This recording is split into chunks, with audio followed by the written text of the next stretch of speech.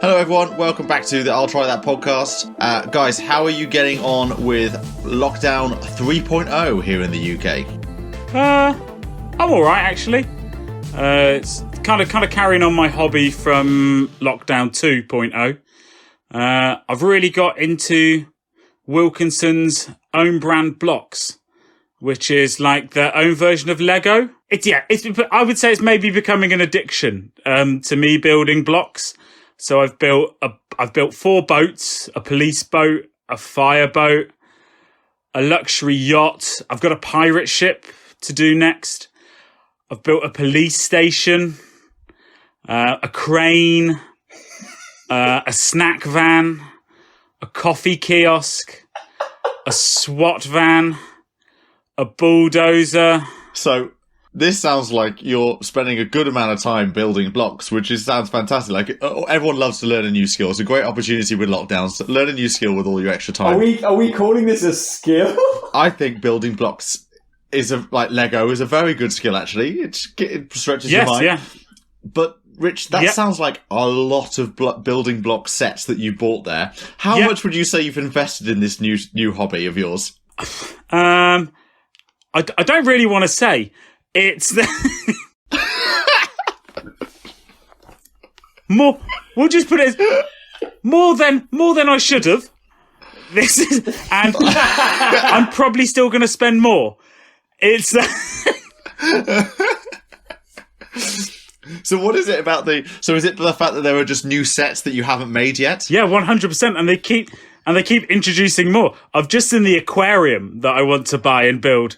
That's going to be my next one. Fantastic. I mean, I see a very nautical theme coming across with most of your ones. Obviously, that's a big passion of yours. Is your job, being out on the sea. But I guess the police station in there, is that in case the boats get a bit naughty and they need to have a timeout? They go to the police station. Well, I have got a police boat as well. So that's, if it needs a place to dock. Now, are you building these sets and then like positioning them up for display purposes, or are you playing with them in the sense of like imagination and moving? Well, things mainly around? for display purposes, but now I don't. My apartment's not that big, and like I now don't have much space for blocks. And I did a couple of days ago. I did lay them all out and create a whole city scene. It was great fun. It sounds fun. I mean, you're going to have to move house just so you've got, and when you're looking at new places, you're going to have to think of where can you put this, your new hobby. You need a games room for your building blocks. Yeah. And thank God my girlfriend's very understanding. That does it. That's great. I mean, I don't know. I think that's a good starting kickoff. Let's go straight into a hot topic, shall we? Yeah, I mean, I think if we added anything else, it'd be a whole hot topic, wouldn't it? Yeah, exactly. Okay, so this week on the Pursuit of Hoppiness, we're going to be sampling old Speckled Hen, which was, I believe, possibly one of the first ales I ever tried. And of course, we're also going to do the non or low alcoholic version of that and do a cheeky comparison to see how they compare. But first, the hop topic. Okay, so this week, boys, I thought we would some people might be feeling a little bit down as we've gone into the third lockdown and all that sort of stuff.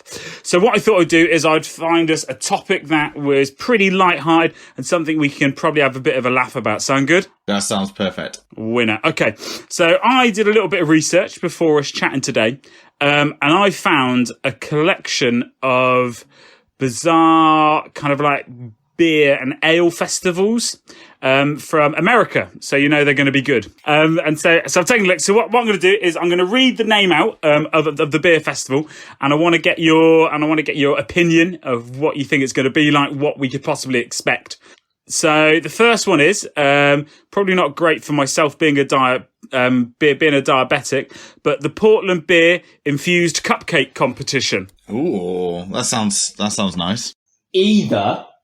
Right, it is just a tasting thing where it's about obviously using beer in the process of making cupcakes, or which I think would be better, a competition of how many of these beer-infused cupcakes can you consume. like a hot dog competition. Oh, okay, that would be good. Yeah.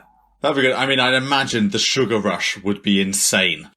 But no, it's basically designer cupcakes, and people are, and they have to be infused with some sort of beer for like the frosting on top. And so people try and create the most eccentric and fantastic cupcake that they possibly can. And then they're judged, and then they have beer pairings for their cupcakes as well.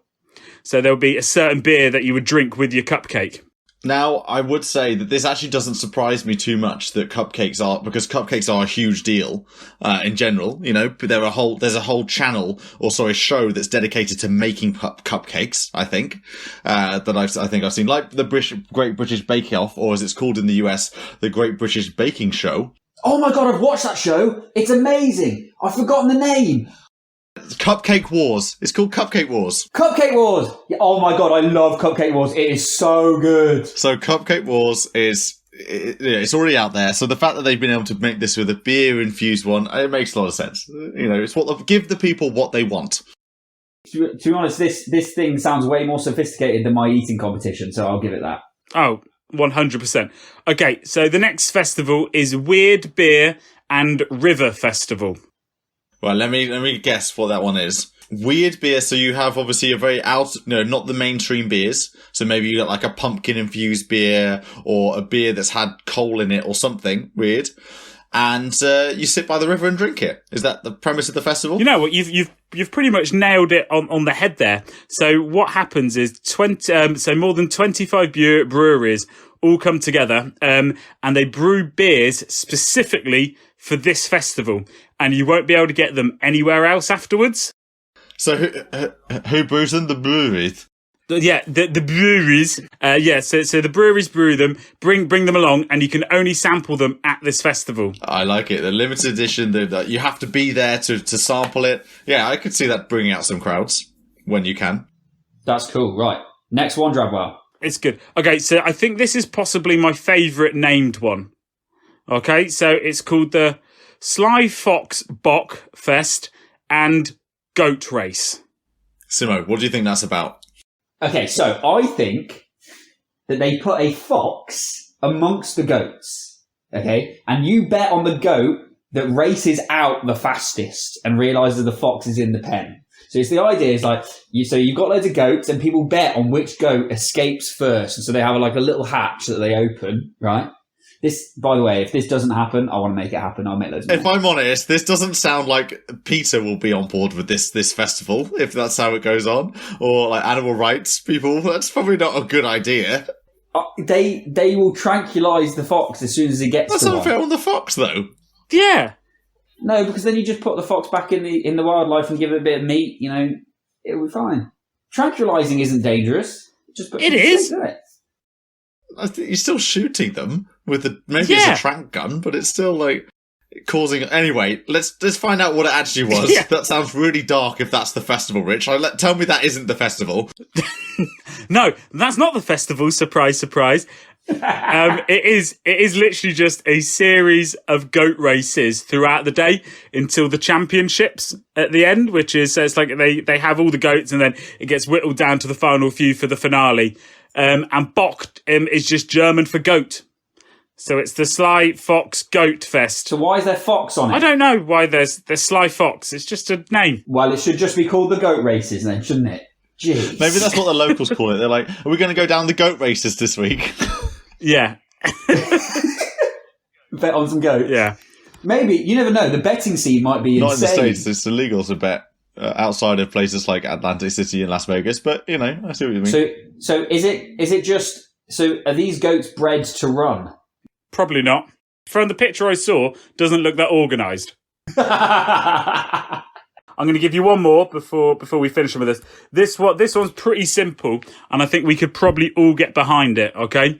It's called Beer and Bacon Fest. Oh. I think that needs no explanation. Like, we know exactly what that is. Yeah, pretty much, yeah. All the beer. I'm hoping that you get to eat bacon with beer. Yeah, that's exactly it. They had, last year they made over 2 tons of bacon was made during the festival. I love bacon. Bacon's such a good... Bacon just works. Like for me, any food that I've made, if you whack bacon in it, it just tastes better. I have to apologise to all the vegetarians and vegans out there for the amount of times we've just said the word bacon. Right, let's move on. And now for some Pursuit of Hoppiness. Right, this week in the Pursuit of Hoppiness, we're going to be talking about Old Speckled Hen. Now, Old Speckled Hen, or Morland Old Speckled Hen, is actually owned by a company called Greene, which you may be very familiar with. Greene IPA, which is one of their best breweries. But Greene is actually the UK's leading pub retailer and brewer, running over 2,700 pubs, restaurants, hotels in towns, villages, and city centre high streets across England, Wales, and Scotland. So they've been around for over 200 years. Oh, I was just going to say, I visited I visited one of the nicest Greene I've ever been to. Was in a village called Beer. That sounds like like they had to have a pub in the village called Beer. Yeah. That sounds like a match made in heaven. I had a beer in Beer. They got a really nice beer garden. So Greene was founded, the brewery itself was founded by a Benjamin Greene in Bury St Edmunds in 1799. And it then merged and became with another business owned by Frederick William King in 1887 to become Greene. So Greene as a name has been around since 1887, but the brewery itself has been around since 1799. So it's been around for a very long time. What's interesting about this company, obviously it's been around and it doesn't just make beer. It's not just a brewery. It's in that traditional sense that it owns the place to sell the beer, whether that's hotels, whether that's restaurants, that's pubs, and they've kept themselves up modernized because they're known as one of the biggest like retailer of these retail establishments and hospitalities in the UK. Talking more specifically about the beer we're having, which is Old Speckled Hen, this is from a brewery called Morland, which was, and the Old Speckled Hen was first brewed in 1979 in Abingdon, Oxfordshire. Okay, so with Morland Brewery, it's got a very interesting history. So started by a man called John Morland, which founded it in 1711, which is really old. And Morland bought Abbey Brewery and Eagle Brewery, and in 1885, so a long time in the future, changed its name to United Breweries. Then, in 1944, he changed back to Morland Brewery. And then in 1979, we have Old Speckled Hen.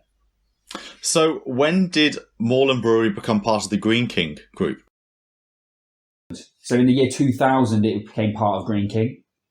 So Old Speckled Hen has been around before the merging.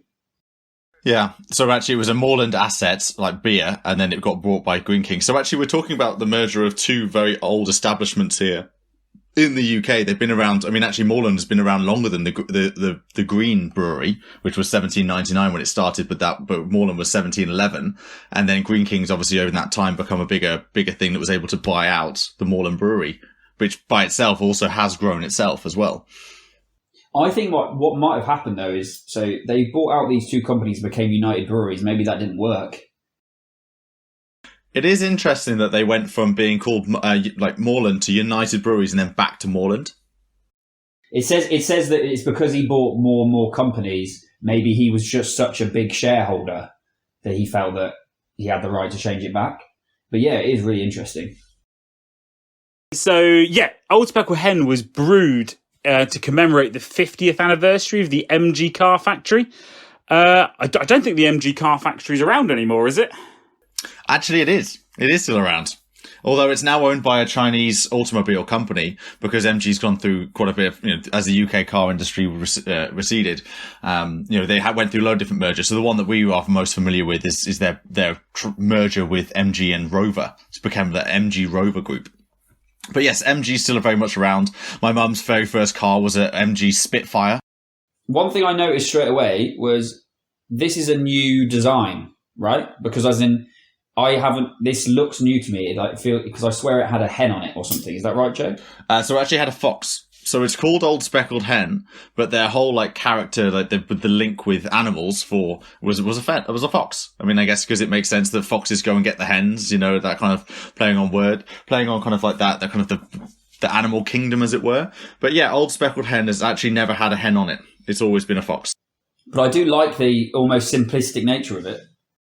Yeah, so the actual name, Old Speckled Hen, they actually named it after a car they used to have in the factory. Which was there's two stories of where the name came from. So one of them is that it was a car designed by MG. Or MG at the time, and they used a certain like canvas material that looked like a speckled hen. So you got the hens that are like the light browny orangey colour with like the little like blondie flecks on them. Or the other story came from that they used to have a runaround car that used to drive around the factory, and over the years the car came covered in flecks of paint, and then it earned the nickname Old Speckled Hen. And so there's two bits where the name could have come from, but they're both kind of similar. But it was named after a car that they used to have driving around. That's amazing. I mean, there's a beer named after a car, and that's where it gets its name. And yet, Old Speckled Hen is like one of the most synonymous beers, like of ales that's been around for a very, very long time. So we're talking about the history of them, But yeah, to get that kind of the history behind it, where it could have been one of two, starting stories, but both of which are very fascinating, quite interesting, very unusual as well. I found it interesting about the fact that I kind of always see Old Speckled Hen as just being an English beer that would only be sold in England. And I just found it interesting that they actually export over 40 countries. And in the USA, they're in 32 of the 50 states.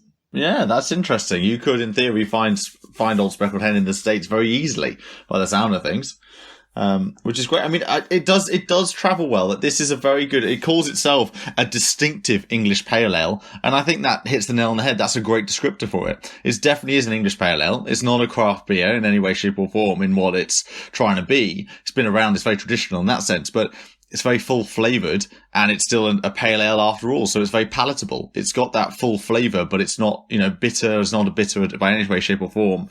It's very smooth in just how it's like taste-wise and taste palate. It reminds me of like quite like toffee notes. Like I'm getting quite a lot of toffee coming through in the flavour, because it's that kind of toffee caramel, or as the Americans say, caramel, kind of flavour coming through. I think it's quite rich. I was going to say, I think an Old Speckled Hen, as I said earlier, was the first ale. It was kind of my introductory ale when I first started to try different kinds of things. And I can see why. It's good. It's nice. Yeah, really tasty. So, Sim, you mentioned a bit about their rebrand, right? How it looks cleaner, it looks different. And they did go through a full rebrand, which has got a lot of media attention in 2019. So the end of about September 2019. And honestly, I say that, the whole point of this rebrand is that they're taking a very traditional product and traditional brand and trying to modernize it, make it relevant for more contemporary tastes, let's say. That's how they're calling it in this press release anyway. But I think it's a really nice step forward. It's very clean, as you said. The label now, that they're keeping a lot of the equities that they had before. The color wise, which is this big red, is very synonymous with Old Speckled Hen. Obviously, the name itself, but they're adding new details which I've never seen before or knew about the history, like the fact that they're calling it the Morland Old Speckled Hen. It has a link back to the brewery now. The fact of where it comes from. It's talking about its twin malt 4-hop brew, which must be one of the most traditional brews around because it's been around for so long. And it's saying that it's been creating beers of distinction. So they're really trying to create or show that this beer is crafted, but it's always been crafted. It's been around for a long time, but they're trying to link that kind of artisanal kind of craft back into, and draw attention to it in the story of the Old Speckled Hen now. I think Drabbo's right with the fact that it tastes.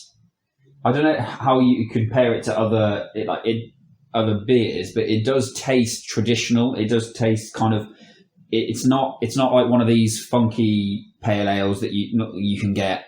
They're not trying to be that. I think it's a bit like a Doom Bar is quite staple in the UK, and like that sort of alcoholic beverage. It does kind of feel like that when you're drinking it. And I've always remembered it actually being one of the cheaper alcohols to get. So I've always seen it when you go to the supermarket, it's always fairly decently priced. If you go to a pub, it's never they're not trying to be like plush or kind of that sort of thing. They're just a traditional standard kind of everywhere beer that everyone knows about. But with this redesign, I would say that actually they're trying to change that convention. They are available. It's a Greene King beer, so it's going to be available across the UK. They made in 2019 their sales were 56.7 million pounds of Old Speckled Hen. So it's a considerable revenue source for Greene King is Old Speckled Hen, but that's actually down 4.4%. So that's 2.6 million. So I going back to you saying. Going back with their redesign and stuff, I think they are trying to appeal to more of a more younger audience, I suppose. Like I always thought Old Speckled Hen and stuff like that was maybe drunk by men in pubs and all this sort of stuff, and was maybe aimed at the slightly older generation. But I think what they are trying to do is make themselves a bit more standoffish and a little bit more unique with their branding, which I think they've done. I think so, Rich, and I think they've extended that as well even further by extending their product range. I only know Old Speckled Hen as one standalone pale ale, but they actually have a whole host of different beers. They have a Golden Hen, which is their craft beer. They have a Crafty Hen, which is their vintage beer. They have a Hoppy Hen, which is their pale, like a kind of a more kind of contemporary take on a pale ale. They have a gluten-free version of the core Old Speckled Hen. They've got a Hen's Tooth, which is like a traditional beer. And they have the low-alcohol Old Speckled Hen. I've actually had the Old Golden Hen, and it's actually really nice. So if you ever get a chance, I would crack on with that. It's a bit like, do you know how Hobgoblin does their Golden Hobgoblin? Yeah. I forgot what the name is. Yeah, the gold. It's called the Golden, isn't it? Yeah, it's actually in the same vein. Like, it generally is. It's a really nice beer. So if you didn't like... Oh, Joe's disappointed. He's just opened the non-alc. Okay, hang on. Look. Oh, boys. I am sorry to say. Oh, my God. Okay, so we just thought they've got a low alcohol. And I'm sorry to say I've done the sniff test and straight away it's exactly the same as Doom Bars in smell. Maybe this is a problem with ale, Joe. Maybe this is a problem with traditional English ales. Maybe... Traditional English, because we've had two beers now. We've had this and we've had Doom Bar, and it's the same smell. And by the look of Rich's face, it's exactly the same taste. So I've just... So maybe ales, Joe, just don't... Maybe you can't do a non-alcoholic ale well. Want it. So I've just had a swig of that, and it tastes nothing like Old Speckled Hen full alcoholic. As Simo was just saying then, no one's nailing it. We tried all of the other non-alcoholics the past couple of weeks sort of thing. And just... I disagree with that. It can be done well. Heineken's 0.0 as a lager is that's a lager. Yeah, but listen, hear me out. It's an exact replica of their beer. It tastes like whatever. I know what you're saying. The point you're saying is that an ale, they haven't nailed it yet. I completely agree with you, but I would say that a lager right now in Heineken 0.0 as a non-alcoholic version is a direct substitute. So they have nailed that. And also, this is coming from Heineken. This is a company that have got a lot of money to put behind their R&D and their product development.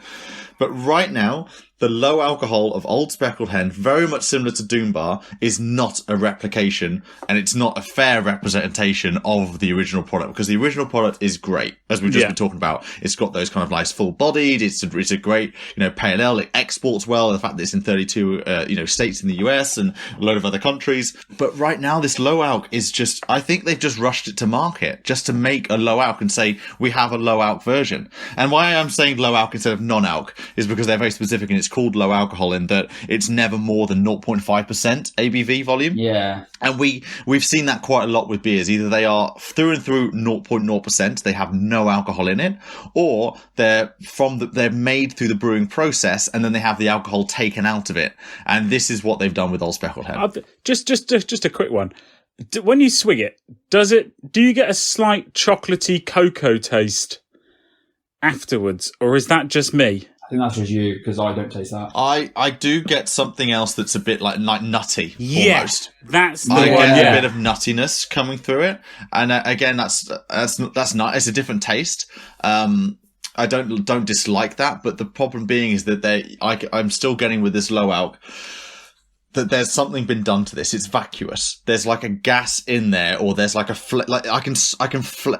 a flavor to the gas, which doesn't make any sense because gas is flavorless, but there's something there, or there's something that isn't there, but you can taste what's not there. that doesn't make any sense whatsoever, but when you try this and you start picturing, oh, it's missing something, but I can taste what it's missing, but I can't put my finger on what it's missing, that's what it is. I would say that even though I do not like it, and I will caveat this that I do not like it, I do think this is better than the Doom Bar. And I actually think that, because I've had a bit, now I've had a bit more, I feel like there's a little bit of nuttiness or something to it at the end, which makes me not enjoy it, but it feels a little bit better for me personally than the Doom Bar, but that's not saying much because I don't like either of the non-alcs. So, Simo, I can see where you're coming from with either side, but it goes back to what Joe was saying. They shouldn't be calling it Old Speckled Hen. They shouldn't be comparing it. It shouldn't be a comparison because it's not. Yeah, they need to rename it. They need to rename it. They need to think it's going to tarnish their brand if they're trying to sell something that. They could have called it the Hollow Hen. There you go. Joe, you there? I think we've lost Joe. He's so disappointed with the Old Speckled Hen not low alcohol that his screen has frozen. Joe has left the meeting. He's so disappointed, Drumroll. He's so disappointed with this. It's just not good. Oops, by the looks of it, we have lost Joe. Okay, so you're stuck with me and Simo, unfortunately. We will just roll with it. So what I'll do, Simo, I will bust out the numbers for you. So, Old Speckled Hen has 10.9k followers, which is pretty good, I've got to say. But they are a staple, and they are everywhere, aren't they? Sort of thing. So I can they've been around a long time, and their Instagram game not so strong. Only 2,427 followers. Crazy. All right. Okay. So I would say if you're in the mood for an ale, a pale ale, English pale ale, go with Old Speckled Hen. I would avoid the non-alc. That's it. That's exactly what I would go with as well. And that's all we have time for this week's episode of the I'll Try That podcast. And so from me, Joe, Rich, and Simo, goodbye. And don't forget to follow us on Instagram, Twitter, and watch us on YouTube. Goodbye now. Always drink responsibly, and if you or anyone else needs some help, go to drinkaware.co.uk for more information.